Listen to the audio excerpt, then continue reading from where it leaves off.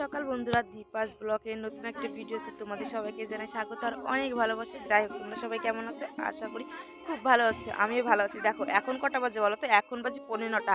আর এই যে 9:15টার সময় আমি আর আমার ছেলে ঘুম থেকে উঠে পড়েছি। ছেলে ঘুম থেকে উঠে ব্রাশ করা শুরু করে দিয়েছে। আর একটু আগে দেখলেই যে আমার মা এখানে ঠাকুর বানাচ্ছিল উঠোনের মধ্যে। আজকে আমাদের বাড়িতে বাস্তি পুজো হচ্ছে। আজকে পৌষ সংক্রান্তিতে আর আজকে হচ্ছে পৌষ সংক্রান্তি। আজকে পৌষ সংক্রান্তিতে তোমাদের সবার বাড়িতে হয়তো পিঠে বানানো হবে, আমাদের বাড়িতে পিঠে বানানো হবে। আর কী কী পিঠে বানানো হবে আমাদের বাড়িতে সবটাই তোমাদের সঙ্গে শেয়ার করার চেষ্টা করব। যাই হোক, আর আমাদের বাড়িতে আজকে বাস্তি পুজো করা হচ্ছে। তোমাদের মধ্যে কি কারো বাড়িতে বাস্তি পুজো করা হয়? যদি করা হয় তাহলে আমাকে কমেন্ট করে জানাবে যেভাবে বাস্তি পুজো করা হয় কিনা, আর কীভাবে বাস্তি পুজো করা হয় সেটাও তোমাদের সঙ্গে শেয়ার করবো। দেখা যাক, তোমরা ভিডিওটা স্কিপ না করে দেখতে থাকো, সবটাই তোমরা দেখতে পাবে আশা করি। যাই হোক, আজ ভিডিওটা আমি এখান থেকেই শুরু করলাম, তোমরা কন্টিনিউ দেখো। দেখো বন্ধুরা, সকালবেলায় ঘুম থেকে উঠেই দেখি মা এখানে উঠোনের মধ্যে এইভাবে লিপছে। আর এইভাবে এই দেখো মাটি দিয়ে বানিয়েছে। ওটাকে আমরা বাস্তি ঠাকুর বলি। এভাবে মাটি দিয়ে বানাতে হয়। দুটো বানিয়েছে, কারণ কিসের জন্য বলতো? যেহেতু কাকিমাও পুজো করবে, আমার মাও পুজো করবে, তার জন্য দুটো বানিয়েছে। আর এপাশে বানিয়েছে মাটির উনুন। এটার মধ্যে ক্ষীর রান্না করা হবে সেই পুজোর জন্য, বাস্তি পুজোর জন্য। সকালবেলা ঘুমে থেকে উঠে দেখলাম যে মা এটা লেপে নিচ্ছে। আর এটা এই দুটো বানিয়ে নিয়েছে। আর আমার ছেলে দেখো এদিকে শীতের পোশাক পরিয়ে দিয়েছে, ও দাঁড়িয়ে আছে। আর আজকে প্রচণ্ড পরিমাণে শীত পড়েছে, কি বলবো তোমাদের। এত শীত পড়েছে বলার মতন না। আর এদিকে দেখো কাকিমা সব ফুল টুল বা তুলসী পাতা, বেল পাতা সব কিছু গুছিয়ে রেখেছে। আর বাবা দেখো বাজার থেকে নিয়ে এসছে মাছ আর ফল নিয়ে এসছে। সকালবেলা বাবা গেছিলো পেঁয়াজের করে নিয়ে হাটে। যেহেতু তোমরা দেখেছো এর আগের ভিডিওতে আমাদের পেঁয়াজ লাগিয়েছে, আর পেঁয়াজের জমি থেকে কলিয়ে হচ্ছিলো, সেগুলো ভেঙে আনছিলাম। আর সেগুলোকে নিয়ে বাবা গেছিলো হাটে। আর সেগুলো বিক্রি করে এই যে বাজার করে নিয়ে চলে এসছে। আর এখানে দেখো সকাল সকাল আমি জামা কাপড় ধোয়ার জন্য জামা কাপড় ভিজিয়ে নিয়ে আমার এখন এই জামা কাপড়গুলো ধুতে হয়, আমার একটু ভালো লাগছে না শীতের জামা কাপড় ধুতে। ওইদিকে তোমাদের বললাম যে শীতের মধ্যে আমার জামা কাপড় ধুতে ভালো লাগছিল না। সত্যি শীতের মধ্যে না জল থাকতে কার ভালো লাগে বলো? কারোরই ভালো লাগে না, আমারও ভালো লাগছিল না। দেখো একদম জামা কাপড় ধুয়ে এসে স্নান করে নিয়েছি, যেহেতু বাড়িতে পুজো হচ্ছে আর বিকালবেলা পিঠে বানানো হবে তার জন্য। ভাবলাম সকাল সকালে স্নান করি না। আর শীতের মধ্যে সকালে স্নান করলে স্নান করার আর কোনো তাড়া থাকে না পরে। আর একটু বেলা হয়ে গেলে স্নান করতে ইচ্ছে করে না। আর এদিকে দেখো পুজোর জন্য কিন্তু সব কিছু গুছিয়ে নিয়েছি, সব রেখে দিয়েছে। এখন ব্রাহ্মণ এসে পুজো করলেই হয়ে যাবে। কাকির এদিকে ফুল দিয়ে সব সাজানো হয়ে গেছে, মায়ের এখন সাজায়নি, মা একটু পরে সাজাবে। আর এখানে আজকে যেহেতু পরে রান্নাবাড়া করাও আমাদের দেরিতে, তার জন্য এনেছিলাম পরোটা বোনকে দিয়ে। তাই সেটাই এখানে ছেলেকে ঢেলে দিয়েছি এই বাটির মধ্যে। আর এখান থেকে আমিও একটু পরোটা খেয়ে নেবো। পরোটা খেয়ে বসে বসে বিড়ি বাজছিলাম। আর চলে এসেছে ঠাকুরমশাই। আর এদিকে দেখো পুজোর জন্য কিন্তু সব কিছু রেডি করে নিয়েছি। ভোগ দিয়েছে সব কিছু, মানে ফুল ধূপকাঠি পর্যন্ত সব কিছু রেখে দিয়েছে। আর ব্রাহ্মণ এসেছে বসেছে পুজোতে। আর মা এদিকে ক্ষীর রান্না করবে, সেখানে আগুন জ্বালিয়ে নিচ্ছিল উনুনের মধ্যে।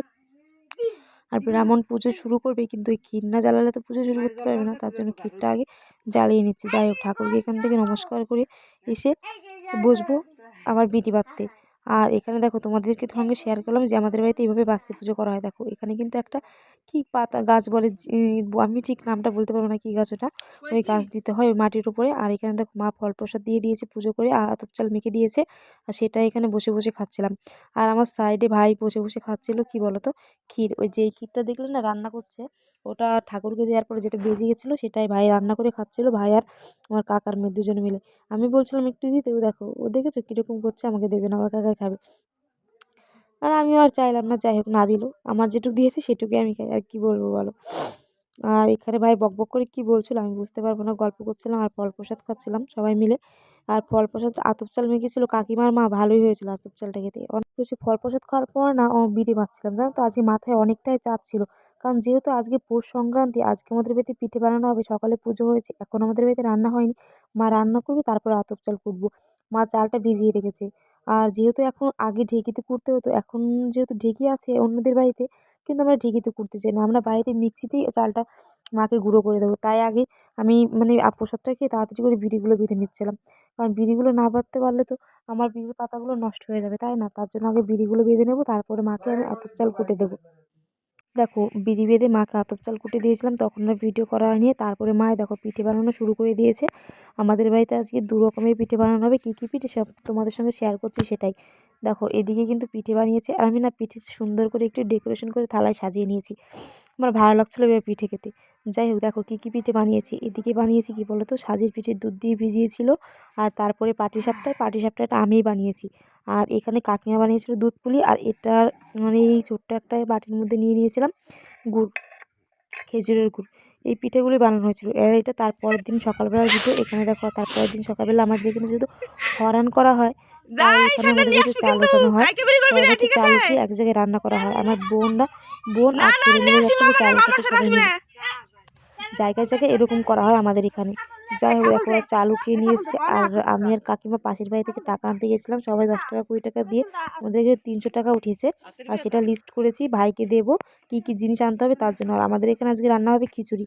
আর খিচুড়ি রান্না করার জন্য দেখো এখানে কিন্তু উনুন বানিয়ে নিচ্ছি। আর আমার ছেলে না তখন বাড়ি ছিল না, ও চাল ওঠাতে গিয়ে চলে গেছিলো দাদু বাড়িতে। এখানে উনুন বানিয়ে নিচ্ছিলাম মা আর আমি মিলে। মাই উনুনটা প্রথমে তৈরি করেছে, তারপর মা পারছিল না দেখে মাকে বললাম যে আমি উনুনটা তৈরি করি। উনুনটা তৈরি করার পর অনেক কাজ আছে, সব কাজকর্ম সেরে দেখো এখানে কিন্তু কড়াই এনে আগুন ধরিয়ে দিয়েছি, কারণ এখানে আমি রান্না করবো এখন খিচুড়ি। আজকে সব দিন রান্নাটা আমিই করেছিলাম, আর সবাই আমাকে সাহায্য করছিল, মা কাকিমা বোন সবাই মিলে। দেখো এখানে বসে পড়েছি, বৌদি আমাকে এখানে মানে আগুনটা ধরিয়ে দিচ্ছে। আর এখানে আমি সব নাড়াচাড়া করছি। প্রথমেই ঘ্যাট রান্না করে নিচ্ছি, কিসের জন্য বলো তো? না আমাদের এখনও ডাল আনা হয়নি খিচুড়িতে দেওয়ার জন্য। ভাইকে টাকা দিয়ে পাঠিয়ে দিয়েছি, ভাই এখনও আসেনি। আর এখন দেখো ঘ্যাট রান্না করা হয়ে গেছে, ঘ্যাটটা নামিয়ে নিচ্ছি। তোমাদের মধ্যে কি এরকম কারো এখানে রান্না করা হয়? আমাকে যদি তোমাদের এখানে রান্না করা হয়ে থাকে তাহলে আমাকে কমেন্ট করে জানাবে। আর এখানে দেখো কত লোক সবাই মিলে এসেছে রান্না দেখতে। এখানে আমি রান্না করছিলাম, রান্না করা হয়ে গেছে ঘ্যাট, এবং ডেকে দিয়েছি। তার মধ্যে ভাই চলে এসেছিলো বা ডাল নিয়ে। আর এখন দেখো ডালগুলো ভেজে নিচ্ছি। এটা মুগের ডাল প্রথমে ভেজে নিচ্ছি। আমার না এরকম রান্না করতে খুব ভালো লাগে, জানি না খেতে কেমন হয়, কিন্তু আমি তো খুব মজা নিয়ে রান্না করি। খেতেও খারাপ হয় না, ভালোই হয়। সবাই তো বলেছে ভালোই হয়েছে। জানো তো আমি না যেটাই রান্না করি আমার না সেটা খেতে একদমই ভালো লাগে না, কেন জানি না। কিন্তু সবাই খেয়ে বলে যে ভালোই হয়েছে, কিন্তু আমার খেয়ে যে ভালো লাগে না কেন আমি জানি না। অন্য কেউ রান্না করে দিলে আমি সেই জিনিসটা ভালো খাই। যাই হোক তোমাদের সঙ্গে গল্প করতে করতে এখানে কিন্তু আমার ডাল ভাজা হয়ে গেছে। এখন ডাল ভাজার পর আমি এখানে বাদাম দিয়ে দিয়েছি। পুরো যেহেতু খিচুড়ির মধ্যে বাদাম দিয়ে ভাবছিলাম যে ঘ্যাট রান্না করছি ঘ্যাটের মধ্যে বাদাম দেবো, কিন্তু তখন তো ভাই নিয়ে আসতে পারিনি, তারপরে নিচে, তাই ভেবেছি যে খিচুড়ির মধ্যেই বাদামগুলো দেবো। বাদাম ভাজার পরে দেখো এখানে ভেজে নিচ্ছি মুগ ডাল না, সরি ভুল বলছি, এটা কলাইয়ের ডাল। প্রথমে মুগ ডাল ভেজে নিয়েছি, এখন কলাইয়ের ডাল ভেজে নিয়েছি। দেখো কলাইয়ের ডাল ভাজা হয়ে গেছে, কলাইয়ের ডাল আমি উঠিয়ে আর এখানে উনুনের মধ্যে কড়াইতে জল বসিয়ে দিয়েছি। আর এখানে মা আমার জল এনে দিচ্ছিলো, আর আমি এখানে বসে বসে জাল দিচ্ছিলাম। যাই তার মধ্যে আমার ফোনটায় চার্জ ছিল না, আর চার্জে বসিয়ে ফোনটা আনতে আনতে অনেকটা রাত হয়ে গেছে। দেখো এদিকে কিন্তু আমার খিচুড়ি রান্না এক কড়াই রান্না হয়ে গেছে, আরেক কড়াই রান্না করতে বসিয়ে দিয়েছে। আর এদিকে আমাদের সোনার বিয়ে দেওয়া হচ্ছে দেখো।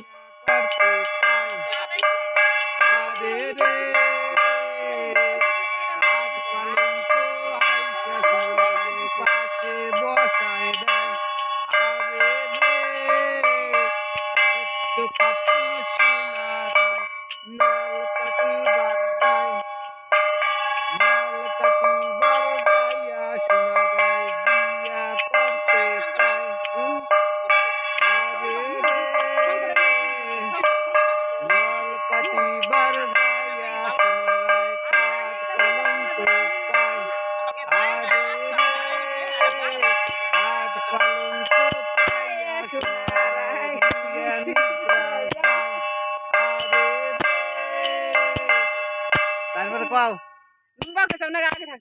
কও দেখো এদিকে কিন্তু সোনার বিয়ে দিচ্ছে, আর এইভাবে কলা গাছ গাড়তে হয়। আর কলা গাছে এদিকে মালা দিয়ে দিয়েছি, আর নিচে কিন্তু এখানে বাতাসা দিয়ে দিয়েছিলাম প্রসাদ হিসাবে।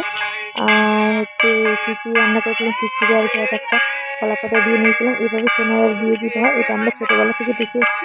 তোমাদের মধ্যে কি কারো ওইদিকে এরকম করা হয়? যদি করা হয়ে থাকে আমাকে কমেন্ট করে জানিও। যাই এখানে বিয়ে টিয়ে দেওয়ার পরে সবাইকে খেতে বসিয়ে দেবো। কিন্তু আমার এখনও রান্না কমপ্লিট হয়নি, যেহেতু দেখছো যে আরেকখানে খিচুড়ি রয়েছে। এই কড়াইটা খিচুড়ি রান্না হয়ে কমপ্লিট হয়ে যাবে। যাই হোক এখানে দেখো সোনার বিয়ে কিন্তু হয়ে গেছে, সবাই শাক কাসর সব বাজিয়ে নিচ্ছে।